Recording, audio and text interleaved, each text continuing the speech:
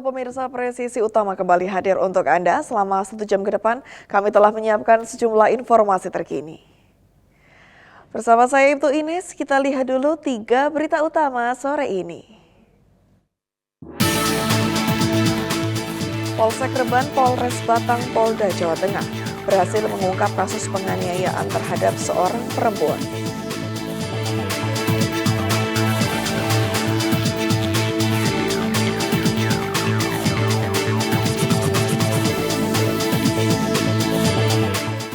Polresta Bandara Soekarno-Hatta menggelar kegiatan pembagian sembako dan tali asi kepada kelompok Sabuk Kamtibmas serta warga di sekitar.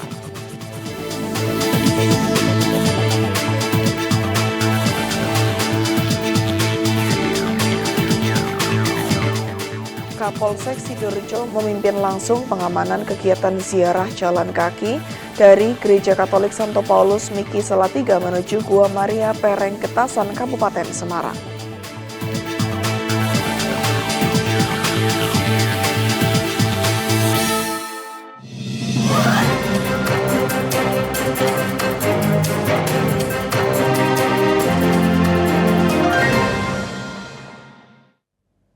Di informasi pertama pemirsa, Polsek Reban Polres Batang Polda Jawa Tengah berhasil mengungkap kasus penganiayaan terhadap seorang perempuan yang terjadi di Dukuh Kumejing, Desa Sojomerto, Kecamatan Reban. Korban mengalami luka setelah diserang saat perjalanan pulang dari pasar.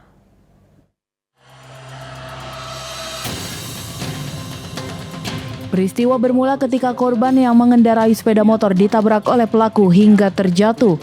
Selain itu, pelaku menyerang korban menggunakan pecahan botol kaca dan berupaya melukai bagian wajah korban secara berulang. Korban berusaha melindungi diri dengan menahan serangan menggunakan kedua tangan sambil berteriak meminta pertolongan. Setelah pelaku melarikan diri, korban menghubungi keluarganya dan segera mendapatkan perawatan medis di fasilitas kesehatan setempat. Dari hasil penyelidikan, polisi berhasil mengamankan tersangka berinisial S beserta sejumlah barang bukti yang terkait dengan kejadian tersebut. Polres Batang mengimbau kepada masyarakat untuk menyelesaikan setiap persoalan melalui jalur hukum dan menghindari segala bentuk tindakan kekerasan. Dari Humas Polres Batang Polda Jawa Tengah melaporkan untuk Polri TV. Polres Bondowoso Polda Jawa Timur menggelar konferensi pers terkait pengungkapan kasus penyalahgunaan BBM bersubsidi dan peredaran narkoba yang berhasil diungkap jajaran Satreskrim dan Satres Narkoba. Polres Bondowoso menggelar kegiatan press release hasil ungkap kasus dari Satreskrim dan Satres Narkoba. Dalam kegiatan tersebut, petugas memaparkan sejumlah kasus yang berhasil diungkap sebagai bentuk komitmen dalam menjaga keamanan dan ketertiban masyarakat.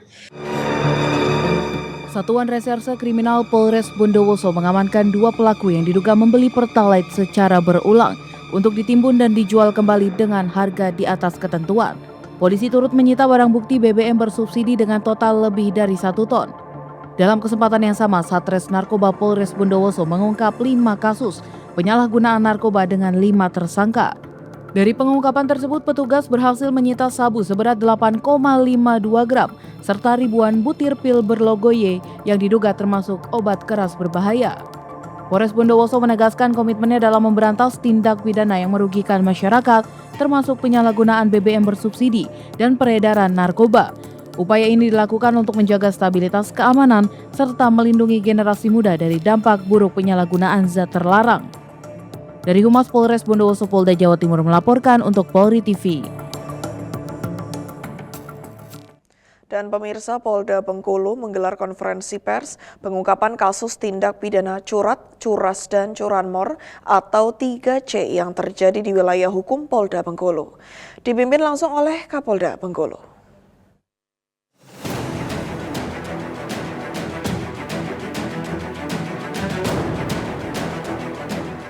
Tercatat sebanyak 324 laporan polisi terkait kasus 3C. Hasil analisis menunjukkan kasus curat dominan terjadi di permukiman, sementara curas dan curanmor banyak terjadi di jalan umum pada malam hari.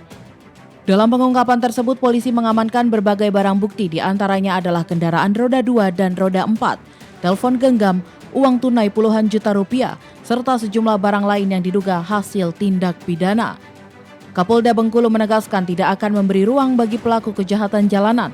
Masyarakat juga dihimbau untuk meningkatkan kewaspadaan menggunakan kunci ganda, serta segera melapor melalui layanan call center 110 jika menemukan tindakan kejahatan di lingkungan sekitar. Dari Humas Polda Bengkulu melaporkan untuk Polri TV. Satuan Reserse Narkoba Polres Metro Bekasi mengungkap dugaan penyalahgunaan dan peredaran obat-obatan daftar G di wilayah Cikarang Utara, Kabupaten Bekasi. Seorang pria berinisial H alias E diamankan dalam operasi yang dilakukan dini hari. Pengungkapan kasus ini berawal dari informasi masyarakat melalui layanan curhat langsung ke Bunda Kapolres atau CLBK. Menindaklanjuti laporan ini, petugas Satres Narkoba langsung melakukan penyelidikan di lokasi yang dicurigai. Dari hasil pemeriksaan, polisi menemukan sebanyak 23 butir obat jenis tramadol dan 1 unit telepon genggam yang diduga terkait aktivitas peredaran obat tanpa izin. Barang bukti tersebut ditemukan tersimpan di dalam bantal tempat tinggal terduga pelaku. Saat ini polisi masih melakukan pengembangan untuk memburu pemasok yang disebut berinisial AS. Polres Metro Bekasi mengajak masyarakat untuk terus berperan aktif, melaporkan aktivitas mencurigakan guna mencegah peredaran narkoba dan obat-obatan ilegal di lingkungan sekitar.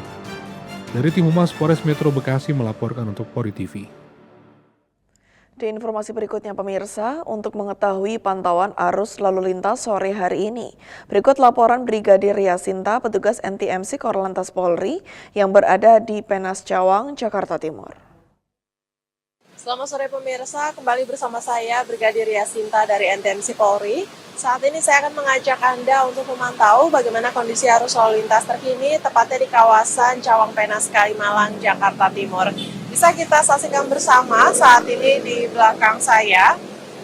Berdasarkan pantauan kami di lapangan, situasi arus lalu lintas di kawasan ini menunjukkan adanya peningkatan volume kendaraan yang cukup signifikan bertepatan dengan jam pulang perkantoran, khususnya dari arah Jatinegara atau Keponanas yang akan menuju ke arah Cililitan. Kondisi ini dipicu oleh adanya proyek pengerjaan galian jalan di lajur tersebut yang mengakibatkan terjadinya penyempitan jalur atau bottleneck.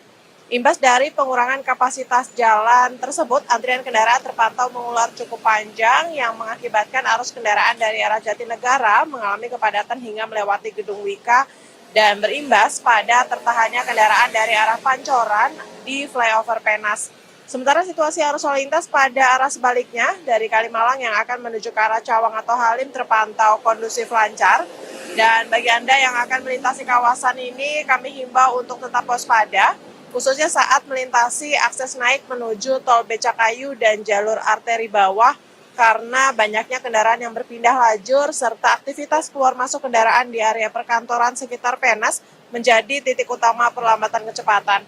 Kemudian bagi Anda yang akan menuju Cililitan, harap tidak menggunakan jalur busway karena selepas perbatasan Perboden Transjakarta, terdapat jalur putar balik untuk kendaraan dari Cawang Cililitan. Kami juga menghimbau kepada para pengendara agar senantiasa mematuhi rambu-rambu lalu lintas dan marka jalan. Tetap perhatikan laju kendaraan Anda dalam batas kecepatan normal, utamakan keselamatan dalam berkendara, serta apabila Anda akan berpindah lajur, pastikan aman dengan terlebih dahulu melihat situasi lalu lintas di belakang Anda, serta menyalakan lampu sen sebagai isyarat kepada pengguna jalan lainnya.